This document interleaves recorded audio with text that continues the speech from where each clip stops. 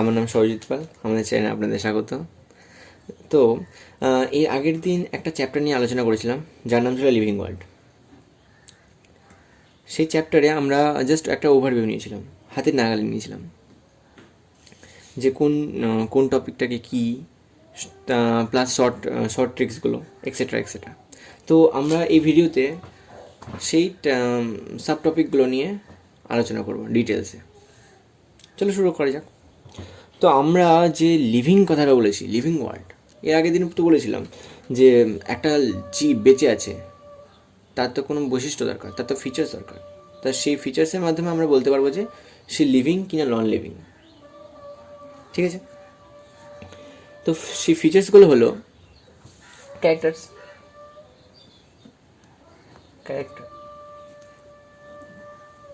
First হলো growth, second হলো reproduction,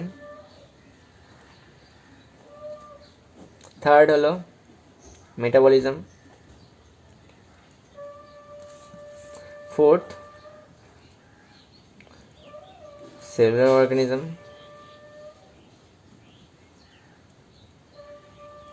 and fifth হলো কি কনসিয়াসনেস।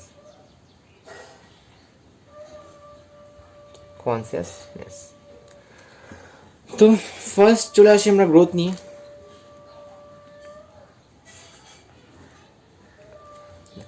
গ্রোথ কথাটার মানে কি? গ্রোথ কথার মানে হলো increase in mass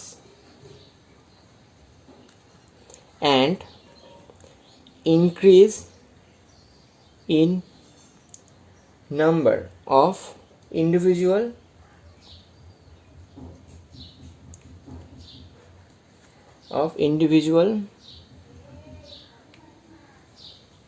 are twin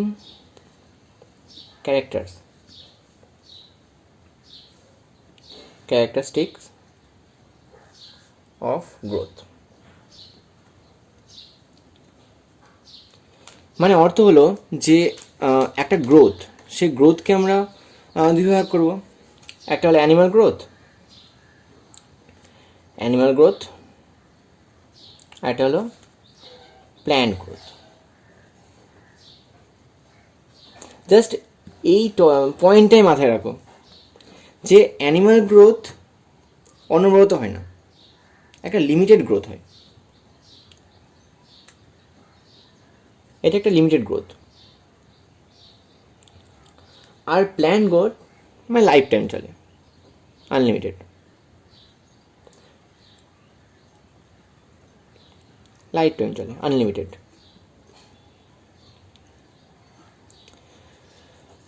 গ্রোথের জন্য কিছু এক্সেপশন আছে, সেটা পরে বলবো।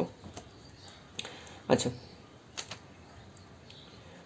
গ্রোথ সর্বদা কি মানে গ্রোথ থাকলে কি সে জীবিত, সে মৃত, এটাকে আমরা আলোচনা মানে বলতে পারবো না? সেটা না।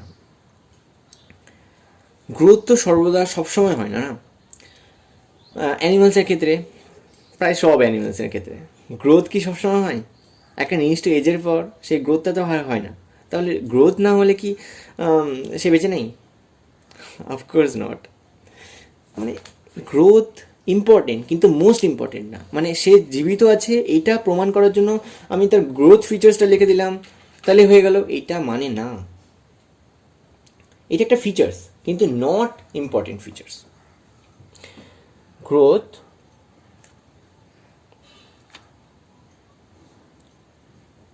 Growth is a features, but not defining.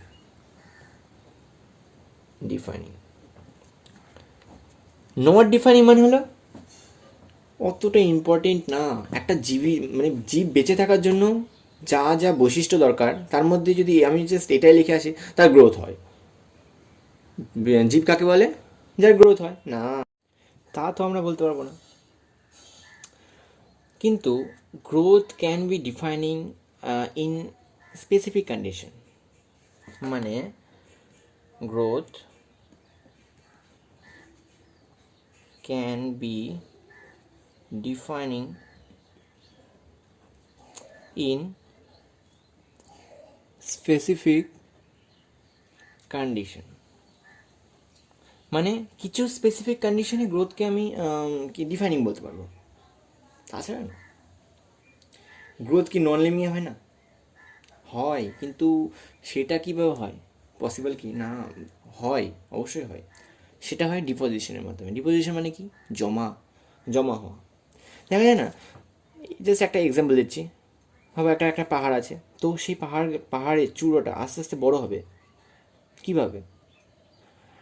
কোনো দূর থেকে ধুলোবালি এখানে এসে জমা হবে, সে জমা হয়ে এখানে আস্তে আস্তে আবরণ পড়বে, তো আবরণ হয়ে সেখানে একটা স্তর তৈরি হবে।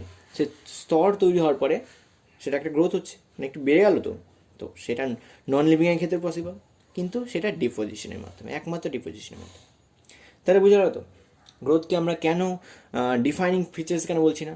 ঠিক আছে, তাহলে এবার যাওয়া যাক রিপ্রোডাকশনের ক্ষেত্রে। Reproduction, favourite topic.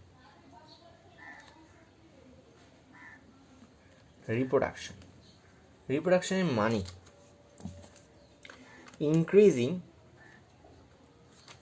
Number of organism of on types. আমরা কি জানি রিপ্রোডাকশন কয় প্রকারের হয়? 3 প্রকারের হয়, কিন্তু মেনলি হয় 2 প্রকার। একটা হলো 2 টাইপস, একটা কি এসেক্সুয়াল, আর একটা হলো সেক্সুয়াল। ঠিক আছে, এসেক্সুয়াল কাদের কাদের হয়? ছোটো ছোটো প্রাণীদের, যেমন হাইড্রার কিসের মাধ্যমে হয়? বার্ডিংয়ের মাধ্যমে। অবশ্যই পড়েছো, না পড়লেও জানিয়ে দেবো। প্ল্যানেরিয়া এর কিসের মাধ্যমে হয়? ফ্র্যাগমেন্টেশনের মাধ্যমে। প্রত্যেকটা টার্ম যেন মনে থাকে, মাথায় রাখতে হবে, ফ্র্যাগমেন্টেশনের মাধ্যমে। এর মধ্যে এই সেক্সুয়াল রিপ্রোডাকশন কি? সেক্সুয়াল রিপ্রোডাকশন হলো ট্রু রিপ্রোডাকশন।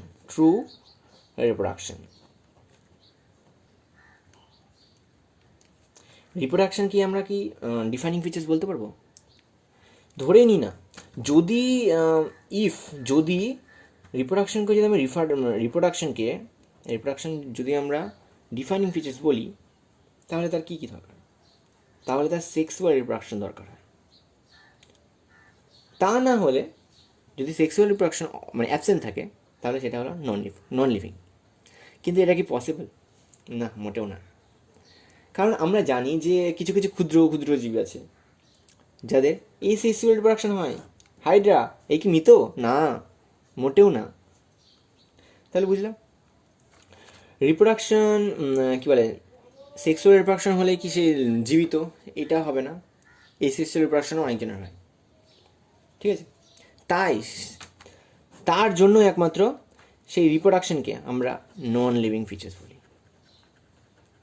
কারণ আমরা এই রিপ্রোডাকশনের কথা বলে আমরা সে জীবিত আছে না মৃত আছে এটা বলতে পারবো না, ভুল ধারণা, এটা নন লিভিং ফিচার্স বলি।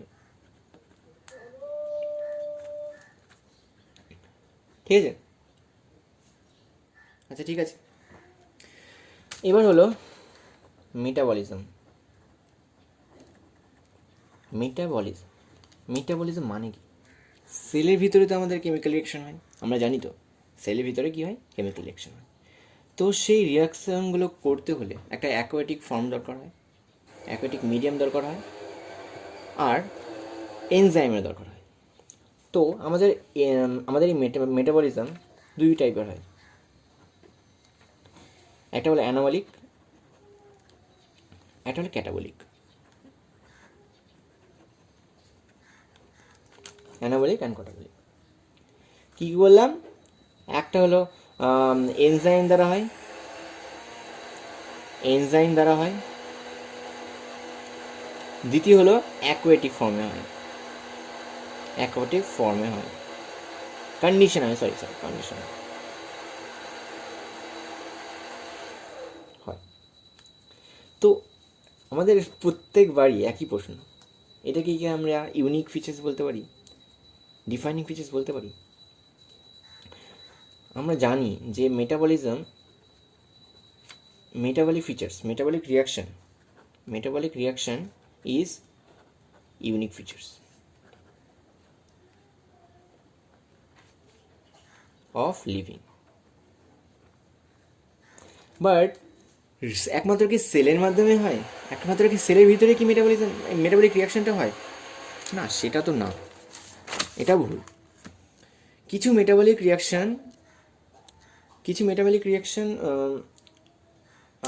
টেস্ট টিউবের মাধ্যমে হয়। টেস্ট টিউবের ভিতরেও এই মেটাবলিক রিয়াকশনটা সম্ভব। এরপর টপিক হলো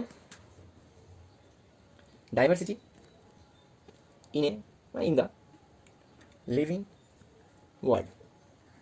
এর অর্থ কী? Diversity in the living world মানে হলো, ফার্স্ট কী আছে, এর মানে কি?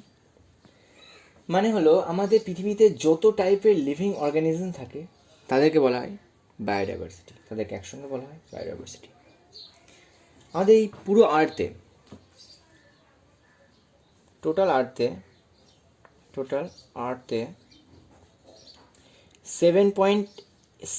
1.7 থেকে 1.8 মিলিয়ন লিভিং অর্গানিজম আবিষ্কার হয়েছে। লিভিং অর্গানিজম আবিষ্কার হয়েছে মানে খোঁজা হয়েছে।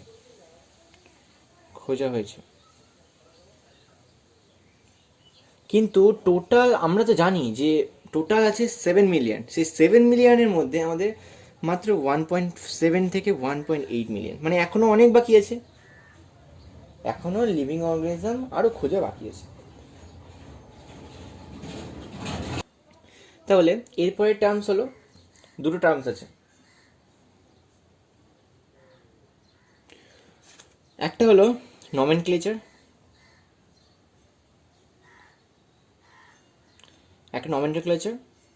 আর একটা হলো আইডেন্টিফিকেশন। আগে নমেনক্লেচারটা আলোচনা করে নিই। এর মানে কি? নমেনক্লেচারের মানে কি? মানে হলো কী বলে, যতগুলো জীব আছে তাকে একটা স্পেসিফিক নাম দিয়ে আইডেন্টিফিকেশন করা, মানে তার নাম পরিচয় করা, আর কিছু না। কেন করা হয় এটা?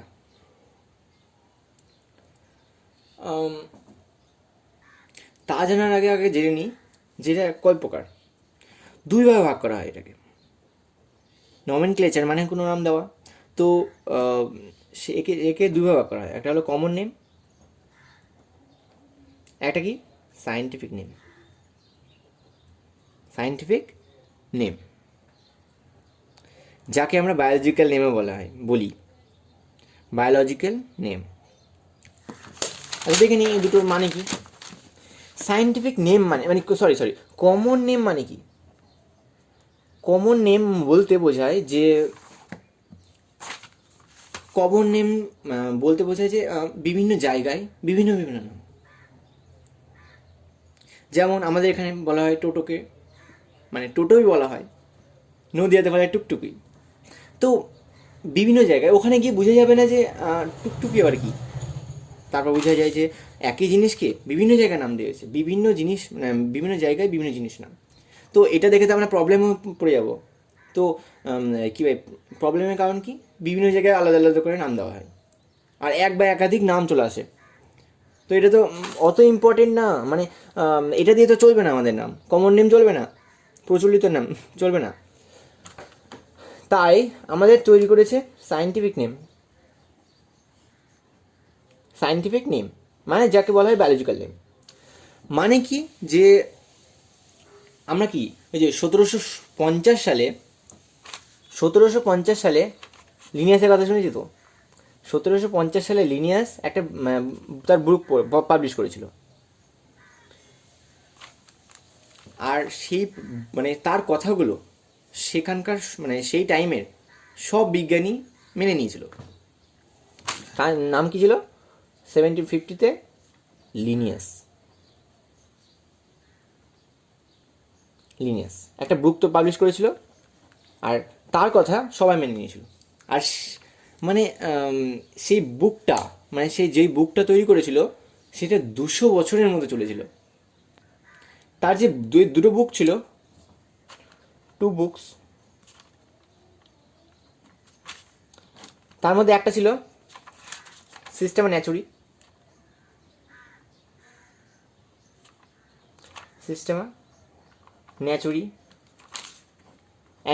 অ্যানিমালের জন্য। আর এটা হলো আমাদের স্পিসিস প্ল্যান্টারাম, যেটা হলো প্ল্যান্টের ক্ষেত্রে, প্ল্যান্টের জন্য। তো আগে বললাম যে 200 বছর ধরে, মানে 200 বছরের মতো মানে এই বইগুলো, মানে তার কথাগুলো চলেছিল।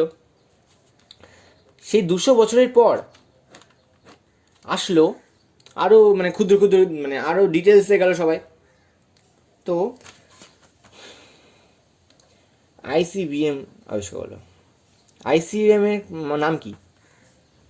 ইন্টারন্যাশনাল, বলে দিচ্ছি, ইন্টারন্যাশনাল কোড ফর কী বলে, বোটানিক্যাল নমেনক্লেচার।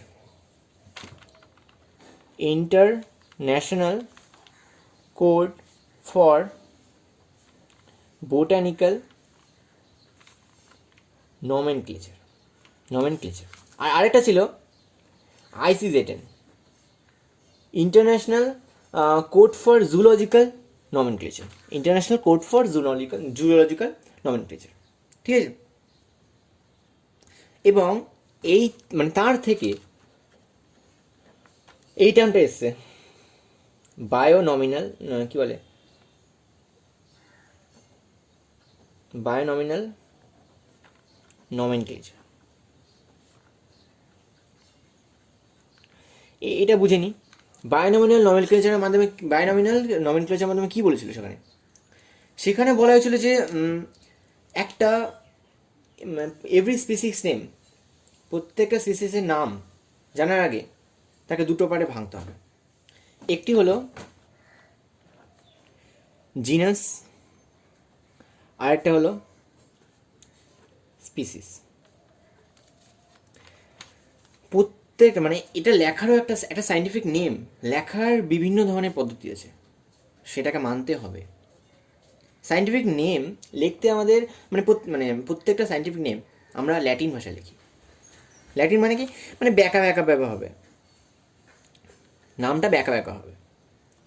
আর সেই সাইন্টিফিক নেম লেখার যেমন একটা হোমো স্যাপিয়েন্স এসপি, এটা একটা মানে জিনাস, একটা স্পিসিস। তো এই জিনাস আর স্পিসিস লেখার পর এটা এই দুটো হবে আমাদের ব্যাকা অবস্থায়, আর প্রত্যেকটা নিচে দাগ দিতে হবে, অবশ্যই দাগ দিতে হবে।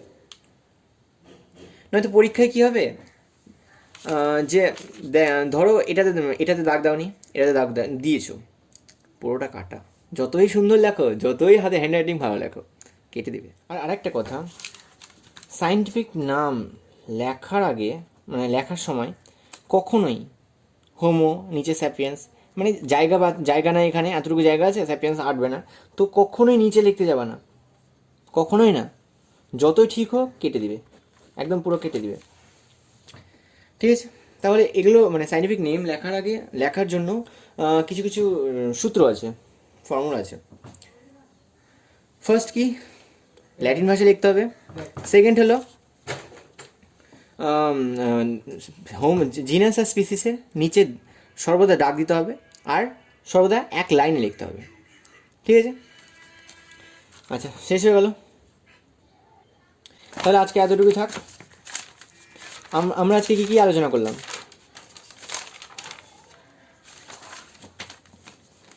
ক্যারেক্টারিস্টিক নিয়ে, diversity in the living world, এই দুটো টাইপ নিয়ে আলোচনা করলাম। আশা করি ভালো হয়েছে।